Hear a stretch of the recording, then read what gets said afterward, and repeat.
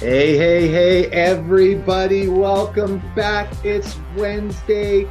It's the Real Deal Pod. It's Allister and Geoff, and we are so happy to have you back here with us for episode 51. It's a pretty nice day out there, a little cloudy. It's +8, so a little bit chilly. But the good news is, I hear on what is it, Friday? We're supposed to be hitting the 20s, people. We're supposed to be Yeah. hitting the 20s this weekend. So I hope that all of us enjoy this podcast where we bring the heat. And then on the weekend, you guys get out, enjoy the heat, and then start enjoy and get out and start seeing some properties. Because Geoff and I have some stuff to talk about with you guys today. The market is crazy, but I got to get my man Geoff in here with us so we can start getting into it. Geoff, buddy, how you been? You know what? Yeah, it's been a week. It's Oh, busy. It's I'm getting ready to go to Mexico on Sunday. amazing. For Going, fun or for work? What? it's an Both? industry event that Manulife puts on and brings Okay. its top brokers there to Cancun at a secrets resort. So it's a little bit bougie and a little bit fun, and we'll be I down there love for it. a week. But yeah, really looking forward to it. That's awesome, man. That's awesome.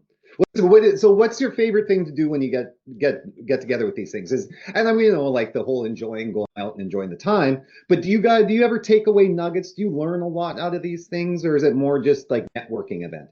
Yeah, you know what I like about it is that you're meeting high-end brokers, right? You're Right. meeting people that are at the top of their game. You're with like-minded people. Yeah. So yeah, I like the networking. I like the friendships that you create. It's not really a big work kind of rah. It's really more of an appreciation from Manulife saying, "Hey, you guys supported us, so we're going to support you with this great vacation and enjoy." So, yeah, I think I've been there going to this event probably for the last 10 years, and Nice. yeah, every time it gets better. So. That's awesome. That's awesome. That's what I like about those events is like within the real estate industry too. I always say I love hanging around people that are just in extremely and entirely better than I am at at this profession because what it does is I get to steal to steal and learn and take away all that stuff from them. That's why I love these events. Is I always say I get to go hang out with people that are better than me. And I'm so excited Yeah. because Yeah. learning's always the best thing. I always say if you can go to anything and just take one thing away from it and put it into your own toolbox, it's an event going to, right? So, Right? That's exactly it. That's exactly it. Well, man, let's get into it because I know you got a meeting in a little bit and I do too. So I figured we'd kick it off with our Did You Know? But the Did You Know isn't so much of a Did You Know as much as it is a market update. Yes, people, that's right. The statistics for March are in. And oh, Nelly, it's not great. So, guys, right now I have the Fraser Valley market stats. I'll have next week the Vancouver market stats. I did take a quick peek at them. They're very much the same as the Fraser Valley stats, though. So we'll just use these. Guys, Fraser Valley real estate market and the Vancouver real estate market, will say, is off to its slowest spring in 15 years. wow. 1-5, with the March home sales nearly 50, 50% below the 10-year average. Wow. It has been a slow start to spring, guys. The region recorded 1,036 sales, which was up 13% from February, which is no surprise because February is the winter market. So that really doesn't say much. What's telling, though, is it's 26% lower than last year. And And last year last was year, slow. that's what I was just going to say. And last year, we were coming out of COVID where we're like, oh my God, like, oh, listen, oh, this is crazy, right? We are 26% lower than that. Hmm. So why are we seeing the slowdown? High inventory and low sales, right? So new listings surged 22% to 3,800 listings, right? Up to 3,800, which pushes the total inventory to a decade high of 9,219 active listings. You guys, that's crazy. Yeah. 9,219 active listings when normally you're happy if it's carrying 5. Normally when the inventory is at 5,000, you're pretty happy. You're like, okay, we've got a good selection. We've got double the inventory right now. And a lot of that has to do with US tariffs are cooling buyer confidence, of course, right? Yeah. And as well, it's keeping sellers from adjusting the prices. So we have been in this, again, this tug of war since January. Well, not even since January. I'm going to say it's been since October, where I've been saying that, sellers really haven't been wanting to capitulate into the buyer's market and drop their pricing down. And now that we've entered the tariffs, it's just made the sellers even that much more steadfast in their in the pricing that they're asking for, and the buyers saying it's just not happening. Yeah. And another thing, and this is the part that when I was reading the statistics, Geoff, that they gave out, and I wanted to ask you about this, is another thing that they're finding is that because buyers are facing stricter mortgage qualifications, that's also again reducing their ability to meet seller expectations. So I actually just wanted to quickly ask you, in the middle of that, are you seeing that are buyers facing stricter qualifications and not getting, are we seeing a higher rate of disapproval? Is that the right word? Of non-approval? The higher rate of declines. Declines? This is probably the third time that I've been asked that with some of the working professionals that I worked with, and I'm going to say no. Okay. I'm going to say it's always been a grind to get pre-approved ever since the introduction of the stress test, and again, that stress test was to basically safeguard individual borrowers and banks and getting qualified at 2% higher than the contract rate. But I'm not finding lenders that we work with being more difficult in getting approvals than before. Now, of course, there are times, and just worked on a file where I had to go to 3 or 4 different lenders to finally get an approval, but it was because of a unique situation, no different than the same process it would have been 2 years ago or 3 years ago. So, I'm going to say no. On our side of things, we are getting things done, and we're not really getting a real kickback from lenders not wanting to move forward for reasons that they would move forward in the past. So, right.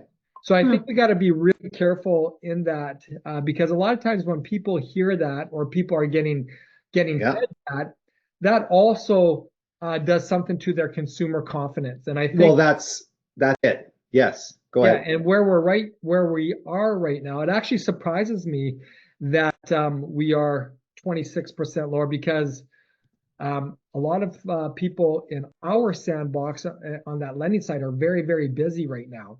So is that because 80% of mortgages are coming up for renewal? Is that because people are refinancing and restructuring their debt because of that renewal? Is it because a combination that we are in the spring market and people are buying and things are moving forward? Is it a combination of all of that? Possibly, perhaps, because I always have said in the past is the one thing that people always need is money, and that's not necessarily applying to just when people are buying, right? Yeah. So on our side of things, we're extremely busy, but I think it could be a combination of mortgage renewals, debt restructuring upon mortgage renewals, and again, the beginning of a spring market is not as busy as it was the year before. So that's one of the things when I had read that one piece that the buyers were facing stricter mortgage qualifications, that was one of the things that I wanted to touch base with you on, considering you are the expert, because that is, and I know I've had this issue in the past with a lender that my clients had chosen, and I found out through, just the course of, those conversations that we have with our clients, that their lender was pushing their belief in whether or not that my clients should be buying based on rates, right? They were pushing their belief on my clients, and actually impeding their goal of home ownership, because the broker was saying, well, the rates are high. Why would you buy right now when the rates are so high? Right? Which is crazy to me, because how we've discussed, when you want the equity in your home, that's why you're going to buy when the rates are high, so you can build that equity if you can afford it, all that sort of good stuff. But that raised a huge red flag, because it concerns me that we might have an industry, whether it be the real estate industry ourselves, telling our clients or the public that, hey, people are facing problems they're facing high rates of decline when they go get pre-approvals, right? Or we have the mortgage industry saying, hey, we've got clients out that are coming to us right now and they're getting declined left, right, and center. So I want to make sure, again, as we always talk about, making sure that we're giving the right information and making sure that we're not contributing to that fear mongering. Well, I think, I'm thinking about a file that I worked on just last week. A young man buying his first house. I find that lenders may be asking more questions, doing a little bit more due diligence, assessing the risk a little bit more. But if there's a lot of common sense in how you're replying to what they're asking, there has been no pushback, right? Yeah. So yeah. I do find, and I'm just thinking of this one file, is that, okay, why are you asking me questions like this, whereas I've been doing a ton of business with this particular lender, very similar files, and you're not asking me these questions. So maybe part of that context with what we're reading is that lenders are assessing the risk a little bit more deep, as far as asking more questions, which they may not have asked previous. But that being said, if there is a good common sense answer to what they're asking, we're not getting a lot of pushback from it. Yeah. So. Yeah. Well, there you go. Well, to quickly wrap this up, then, the buyer's market, guys, we're still in a buyer's market. Sales to active ratio is 11%, right? So just so everybody knows, a balanced market is 12 to 20. Right? So a balanced market where it's good for the buyer, good for the seller, is anywhere from 12 to 20%. As soon as it slips below that, my friends, it is a buyer's market for you guys. As soon as it goes above 20%, it is a seller's market, and you got people that owns property, the happiest people in the world, because that's when we got multiple offers going like crazy. So we get down to the pricing, everybody, and it's holding steady for now. So single family homes, right now, we're looking at an average of 1.5 million. And again, this which is up within the Fraser Valley. Within the Fraser Valley. This is within the Fraser Valley, which of course is basically New West, all the way out to Abbotsford, Mission, right? And then so we've got single family homes that are, the average price is 1.5 million, right? Which is up 0.4% from month over month, but is actually down 1.2% year over year. So we've dropped 1.2%. But again, when you start looking at that, that's basically flat, right? Townhomes holding steady again at 833,000, up 0.5% month over month, down 1.7% year over year. And condos at $540,000, up 0.5% month over month, and down 2.6% year over year.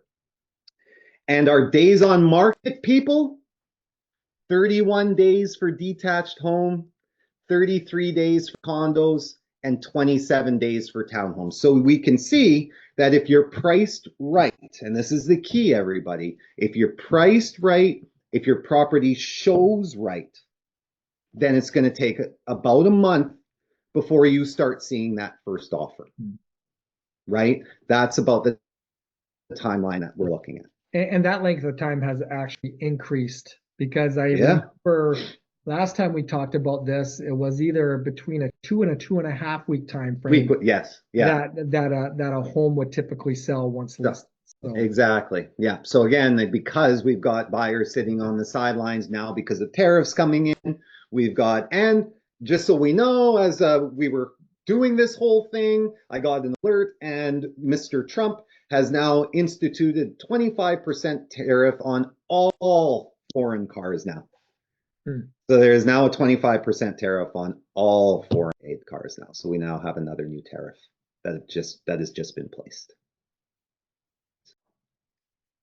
well, welcome This to is our life, people. welcome to April of 2025. Yeah, and it's not even April Fool's Day anymore, right? This is it, buddy. This is our April, or this is our year. I actually had a colleague of mine, Dustin Woodhouse. Anybody should check out his blogs and his live feeds. A very intelligent man. And he was doing a live Facebook feed yesterday, and stating that our federal or our BC government or federal government has introduced an empty bedroom tax. So what that empty bedroom tax was is that if you owned a home and you had an empty bedroom in your home, you were going to get taxed, I think 2.5% of the BC assessed value year over year over year. And it was all addressed to deal with affordability, or not affordability, about the housing crisis, the housing shortage, and kind of led into, hey, if you're privileged to own a home, but you have empty bedrooms, those bedrooms should basically be occupied, and not by immediate family, um, as far as visitors or things like that. If you have your sister coming over or whatnot, that bedroom isn't for them. They should be going renting a hotel. It should be basically dealing with our housing shortage and those to be accommodated. But at the end of the story, like, the math was crazy. He was shooting out, a $2.3 million home, a retired couple in a 4-bedroom house, 3 empty bedrooms, with this rollover tax. On year 3, this couple is going to spend, or is going to be mandated to have an empty bedroom tax of 60 some odd $1,000. What? Again, as the live feed kept on going on, at the very end, we just see the big smile come onto his face. April Fools. Have a great day, folks. So that is again, awesome. Again, though, it reminds me of what our media does, right? True. It reminds me that if you say anything in confidence, people are going to believe you. Yeah. If you don't really read in between the lines and you're just getting the surface stuff, people are going to believe what they hear. And it was crazy that it's a live feed and you're getting all these comments just blowing up the feed. And even after, where it was like, okay, what's going on here? April Fool's Day. And but again, folks, this is where I go, and this is kind of the moral of what I'm saying is just really listen to what people are telling you. Don't just take what they're saying to be face value. Do the homework in it. Really understand what is being communicated to you. Understand where that communication is coming to you. But again, no empty bedroom tax, folks. No EBT. Because I was listening to this and I'm like, what do you mean? Like, I own my home and now I'm going to be taxed if I have an empty bedroom? Empty bedroom? And I can't have this for my family when they visit. It's mandated that they go to a hotel or some type of cost to them. I'm like, this is ridiculous. Like, how much more taxes can you do? But again, just be careful with what you hear. So yes, please. Yes, please. No EBT tax. Dustin Woodhouse, I'm sure there's going to be a lot of people They're going to be getting you somehow, some way. So I think that's an amazing April Fool's joke, man. Good job on him, man. That is tremendous. That's hilarious. yeah, That's it hilarious. was very good. It was very I good. love It's it. so convincing, like That's unbelievably amazing. convincing. Yeah. Awesome, man. So what do you got for us? We know about how the market's doing. What do you got for us? Well, I wanted to talk a little bit about what everybody has is debt. I Oh, wanted to kind of talk about, smart strategies as a homeowner to kind of manage that debt. yeah. And I just kind of wanted to have the conversations and to and let people really know on how debt, what kind of debt do we have? What what does that look like for the average Canadian? And what are some ways that we can manage our debt? Because again, what can handcuff us when we're purchasing things isn't not necessarily our income to qualify, but it's our debt that's taken things away from our borrowing power to qualify. Right. So I kind of wanted to get into it and number one, like for people to understand homeowner debt, like we always think we are the only ones going through this. Right? Have you ever Right. gone through Yeah. anything in your life, Allister, and you start to share it with your close people around you, and they're like, you know what? Yeah, I'm going through that exact same thing, and you're like, really? Really? I thought Yeah. this was just me, right? Yeah. Yeah. And I think debt is one of those things that everybody has. Everybody isn't overly forthright with it because they're embarrassed, right? As far as the Mm-hmm. debt that they carry. And Mm-hmm. I just wanted to say, there's lots of different types of debt, but credit card debt is one of the highest kinds of debts that we can have. If you have a credit card debt, you're paying probably north of 19%. Typically, you're making your interest only payment. Yeah. Understand that they are designed that way so the credit card companies can make fist over fist of dollars. Because if we only have to pay the minimum, that's what we do. They're called never-ending loans. It's like lines of credit, right? Yeah. Any Yeah. debt that has an interest-only payment are designed for consumers just to do the interest only because the lenders or the credit companies love it because again, they're collecting the interest and that money is still owed as far as what's not being paid, Think right? about all those lovely department store credit cards. That, my friend, that people is how they make their money. Is those Oh, ridiculous 33% interest payments because they know all you're doing is making that minimum payment. yeah. So it is that's why the credit cards, I always used to say to people, you are crazy to pick one of those up. But I was one of the masters of selling the Future Shop credit card. I used to get everybody with that sucker. I was so good at selling that sucker. Those poor people that took one of those cards out with the what was it, 12-year or 12-month no interest, no payment. Oh man, there was a lot of people at the end of 12 months that were in a bad spot.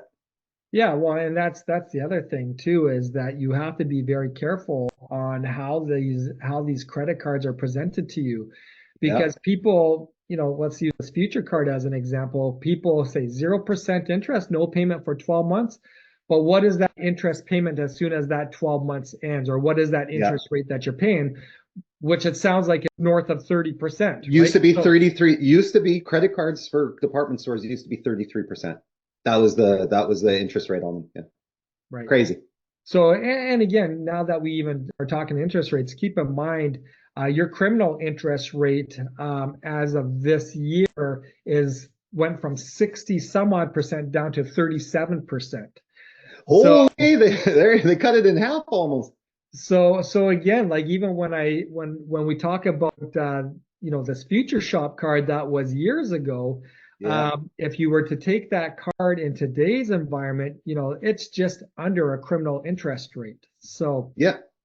to Alistair's story, do make sure that nothing is always as good as it looks. If you're paying a 0% interest and no payments for 12 months, the first question I ask is, well, what is the interest rate on the 13th month? And what That's is my payment going to be at that point? if I have not paid this sucker back, what does the next year look like for me, or however long now that I have to pay this back? Yeah. Yeah, and guess an average credit card debt, folks, an average Canadian. Alistair, what do you think that it is? I'm gonna guess it's about 19,000. 5 to 7,000 per individual is an average credit card debt. Really? Per individual? That's not as bad as what I thought it would be. I took into account what a household might be. Household 10 to 14,000. Oh, Right? okay. Okay. So an average Canadian person has a credit card debt of 5 to 7,000. A lot. It It's a doesn't lot of make it money. right. It doesn't make it right and say, hey, if that's the average debt and I'm only carrying 6 grand, I guess I'm average. Doesn't make it right. You're still No. paying that 19+%. But Right. again, this shows that the average Canadian has credit card debt. Now, again, we've talked about this in the past. Remember, if you have $14,000 of credit card debt, right, that affects your borrowing power by $100,000. Right. So for an individual, let's say if you have $5 to 7,000 worth of credit card debt, and now you're trying to apply for some type of financing, that's affecting your borrowing power by 50 grand. 50 grand. Exactly. That and 50 grand could be the difference between you getting that condo and not. 100%, right? Yeah. Auto loans, like back to your point, as far as auto loans is one of my favorites. And I was just talking to a friend of mine, is that the car dealer is calling me every day. You know, I got my truck is like a 2019. They want me to come in and upgrade my truck, and it's only going to be $8 more a month. You know, like, why wouldn't I do it? I'm going to get a brand new truck for eight Yeah. more dollars a month.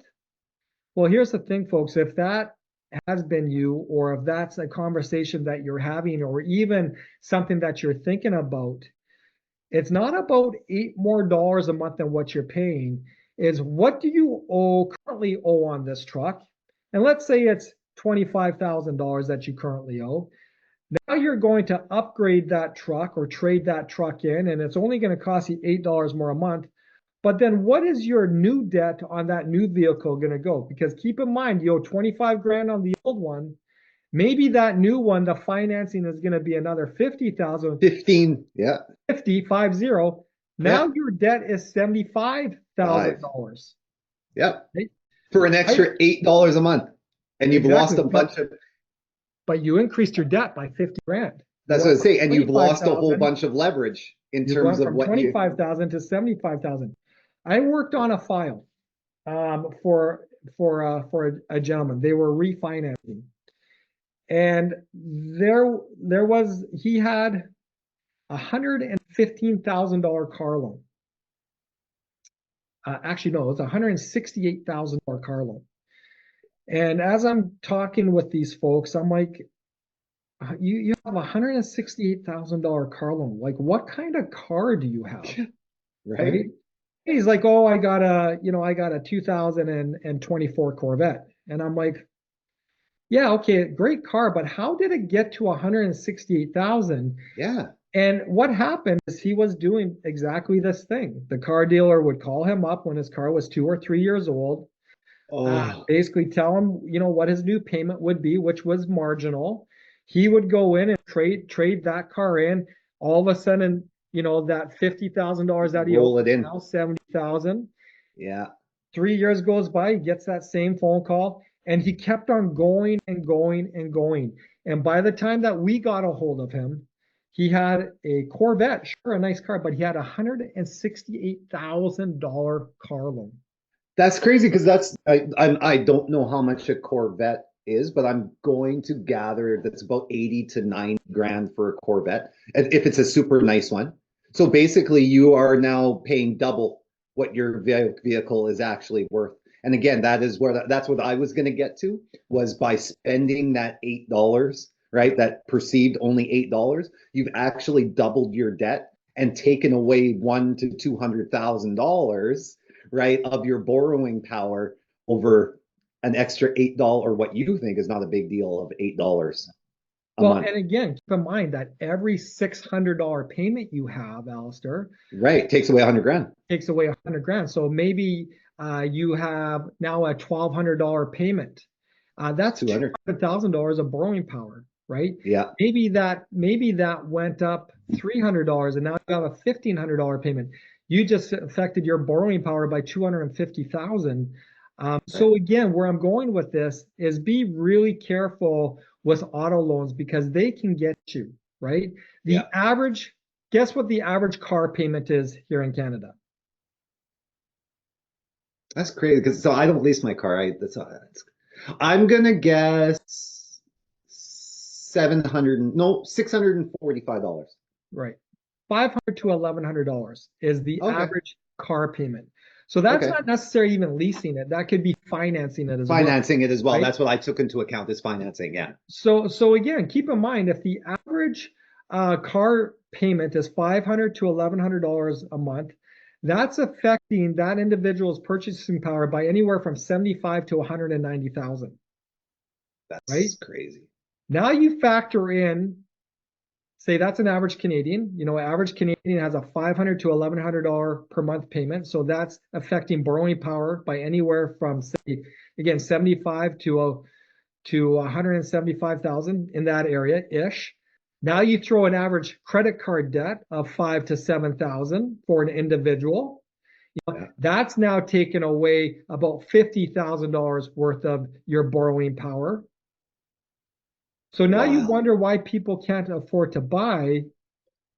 Is it because of their income or is it because of their debts? It's because of their debts. And so just to get everybody, just to pause on that car loan thing, this is a little bit of my own beliefs. Geoff, correct me. You can challenge me and tell me something different. I don't believe people in financing a new car or leasing a brand new car. A vehicle drops its value 50% in 2 years. Yeah. So purchase your vehicle 2 years old, let the original owner or the dealership take that hit because you will never get that money back. That 50% depreciation hit that you take, or 40, is actually, just so everybody knows, the number is 42%. That 42% hit that you take, once that thing drives off the lot, it's 42% less, right? Let them take that hit and then buy it so that you're not financing that money out. You're not leasing that money out and you have more money to leverage for your own. But it is crazy to me, these people that go and lease a brand new vehicle and all that sort of stuff. Like, why are you paying for that depreciative hit? It doesn't make sense to me. Go ahead. Yeah. Well, again, everybody likes that new and shiny, right? Yeah. It's still new and shiny, 2 years old. Everybody likes the new car smell. Everybody, and I'm guilty of it as well. Yeah. And everybody likes it new, right? I don't want to drive what somebody else has driven. So, but again, to your point, as soon as you roll that out of the car dealership, that's a 42% hit that you're never getting back. Never getting that money back. So if you spent $100,000 on your vehicle, when you leave, it's only worth $52,000 or $58,000. Yeah. That's what I'm saying. Like, that is crazy. Yeah. Yeah. Student loans again, in today's new generation, more and more people are going to school. They're either getting their post-secondary or they're getting certification of some sort. Average student loan, $28,000 to $30,000 for an average student loan. So again, thankfully we live in Canada, because that's worse if you live in the United States. So thankfully we live in Canada for those student loans, let me tell you. Right. So again, if you take a look at what an average student loan is, 28 to 30 grand, and what that payment is, again, takes away from your borrowing power. So remember, every $600 payment you have is taken away $100,000, right? Every $14,000 of line of credit debt or credit card debt that you have takes away $100,000, right? Yeah. Home equity lines of credit, like, these are one of my favorite tools to use to make money, is a home equity line of credit, because I love the idea of leveraging, right? Right. I love taking a line of credit that I'm paying 5% on or 5.5% on, taking that line of credit that's secured to my house and putting into an investment vehicle that I'm making 8 to 12% on, right? So not all debt is bad. A line of credit, and we've talked about this on many pods, a line of credit can be actually great debt. But here's the thing. Most people will use their lines of credit to buy that quad, to buy that snow bike, The to buy toys. that fifth wheel, to buy Yeah. that snowmobile. Hey, even to buy, let's go on a trip to Mexico, right? Yeah. And Yeah. the reality of it is that if you are using lines of credit to do that, again, every $14,000 of that line of credit is again taking away 100 grand, Yeah. right? Corporate taxes and personal taxes owing to CRA. This is a big one, folks. Yeah. Get your taxes done, people. Get your taxes done, and if you owe personal taxes to CRA and you are a homeowner, it is so important that you pay those taxes because, again, if CRA chose to do so and Take your home. request that money that you owe them, guess what they can do to your home? Take it. They can They can foreclose take it. They can take it. They can foreclose it. That's right? it. So in Canada, just so everybody knows, in the United States, if you don't pay your taxes, they put you in jail. In Canada, if you don't pay your taxes, they'll take everything away from you and they'll leave you in the street. So pay your taxes, people. Especially if you are a self-employed commissioned person, right? Yep. Mortgage brokers, realtors, Real estate agents, financial advisors, anybody that is 100% commission that is really successful in their professions. I've seen personal tax bills from 100% commission people up to $250,000. Yeah. Because what they do is they basically spend what they make, right? They don't put any money away for the current year's taxes, and then it compounds year over year over year. And before you know it, like say for example, if you were a successful business owner and you are not paying your taxes, I'm not even talking about your corporate taxes, I'm talking about your personal taxes, and it compounds year over year over year, you will get yourself into a position that you cannot crawl out of, right? Mm-hmm. Yep. So if somebody is going to be owing me $250,000, at some point I'm going to want it. That's exactly it. And if you are a homeowner, I'm coming after your home because I want my money back, right? And here's the thing, the only thing guaranteed in life is taxes and death. Yeah. CRA does not mess around when you owe them personal tax. Again, I'm not even talking corporate tax, I'm talking about personal tax. Is again, especially, this is for everybody, but especially if you're self-employed, make sure that you guys are paying your personal tax. Because again, CRA has priority over your home. They have priority over the bank. They have priority over the city. They have priority over any type of lien. So again, who's getting paid first if it comes into a foreclosure? CRA, baby. The government gets theirs first. Right. If it's triggered by CRA, right? Right. Yep. So again, really important, folks. Pay your taxes, be it personal or corporate. And what I like to do is I like to pay my taxes each and every month. Because I know at the end of the year, if I got a $25,000 tax bill, where am I going to come up with that 25 grand? Right. Right? If I have the ability to pay that each and every month, just like my property tax, when you do get that tax bill, and by the way, my tax bill is not 25 grand. If anybody's like, holy geez, it's not 25 grand. But when you do get that tax bill, that payment is already there. You've already saved for it. It's already there. And then you have no stress. That's exactly it. So again, we talk about power teams and working with your accountants. Work with your accountants. Have an understanding of what your tax bill is going to be based on your last 3 years, and then start putting money aside for it each and every month. You can actually directly set that up with CRA. So again, you have a tax account that has a surplus of cash in there. So when it is tax time, you know what? Your taxes are paid on time every time. And I said this before, guess what is the biggest trigger of audits? Taxes. Not paying your taxes on time. Taxes. Yeah. And having cars in company names. Yeah. Yeah. There you go. Yeah, that too. Yes.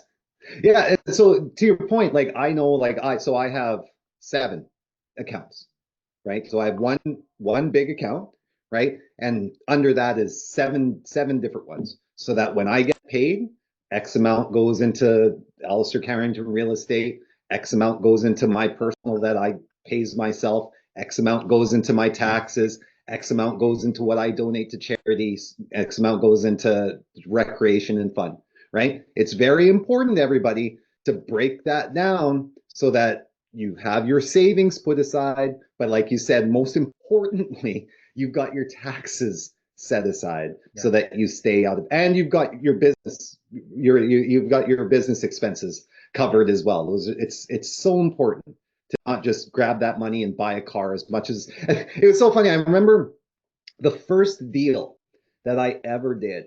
And the first thing that my managing broker said to me was, "So you're going to go buy a car?" I was like, no, I got some plans first to go just take care of some bills and do some stuff. That wasn't the first thing on my mind. But theirs was, oh, what kind of car are you going to buy? I'm like, man, dude. So, yeah. I know. I know. And here's the thing. If you are a homeowner, most likely your mortgage is going to be coming up for renewal here within the next 3 to 16 months.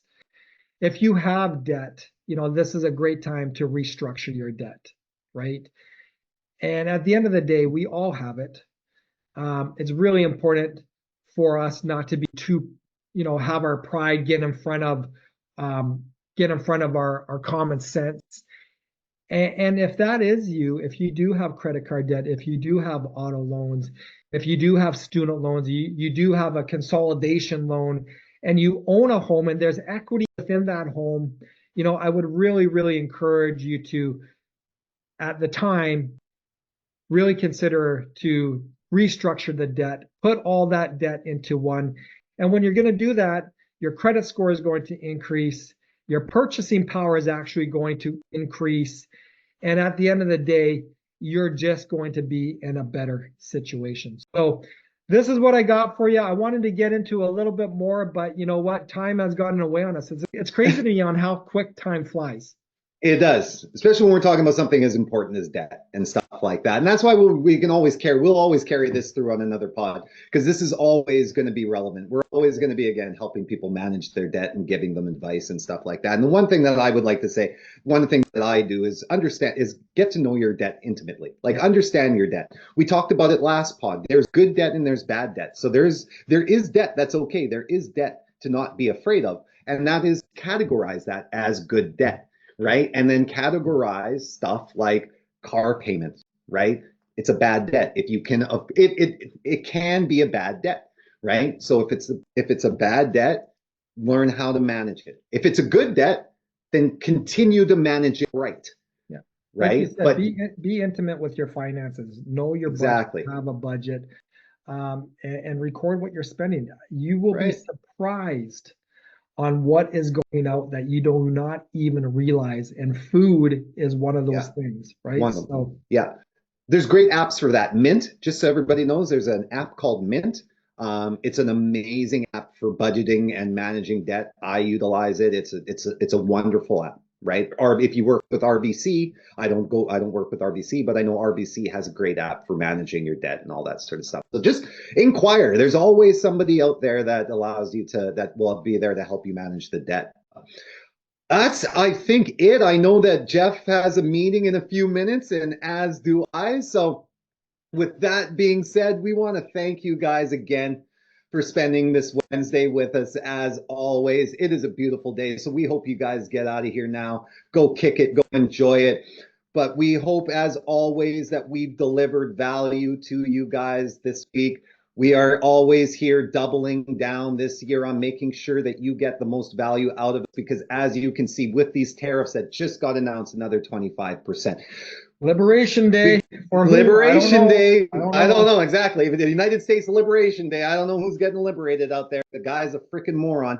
But with all of this going on outside of our borders, which is filtering into our borders and causing ourselves to have uncertainty and not knowing what to do, we always hope that we are your voices of calm in this chaos. So, with that being said, we can't wait to have you guys back here with us for episode 52 next week. Continue to love us, continue to like us, continue to share us, continue to tell everybody about us, and most importantly, stay informed, stay empowered, and Geoff, Stay tuned. That's right, people, stay tuned. We will see you all back here next week. Peace out.